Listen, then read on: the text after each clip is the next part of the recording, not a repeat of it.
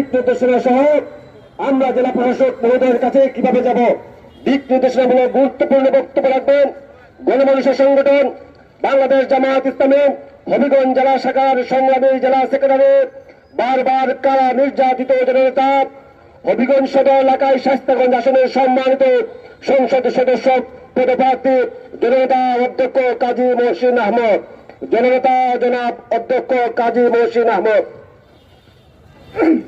আউযু বিল্লাহি মিনাশ শাইতানির রাজিম। বিসমিল্লাহির রহমানির রহিম।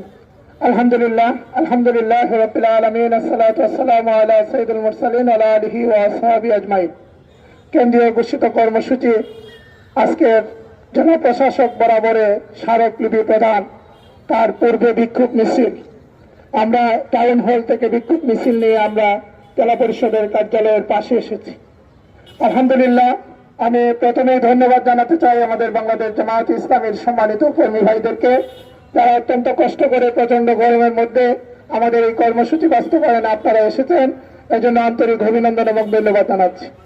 আমরা হবিগঞ্জবাসীকেও ধন্যবাদ জানাতে চাই, আমাদের এই বিক্ষোভ মিছিলে আপনারা সহযোগিতা করেছেন। আপনারা সহযোগিতা না করলে আমাদের মিছিল নিয়ে আসা সম্ভব হতো না। সাংবাদিক বন্ধুগণদের প্রতিও আমরা কৃতজ্ঞতা প্রকাশ করি। আপনারা না আসলে আমাদের প্রচারণ হবে না, সুতরাং আপনাদের প্রতিও আমাদের কৃতজ্ঞতা। সম্মানিত উপস্থিতি, আমাদের প্রধান অতিথি গুরুত্বপূর্ণ কথা বলেছেন। আমাদের বিক্ষোভ কর্মসূচি এখানেই শেষ হবে। এখান থেকে আমরা একটা ডেলিগেশন টিম যাব, মাননীয় জেলা প্রশাসকের কাছে আমাদের স্মারকলিপি প্রদান করা হবে।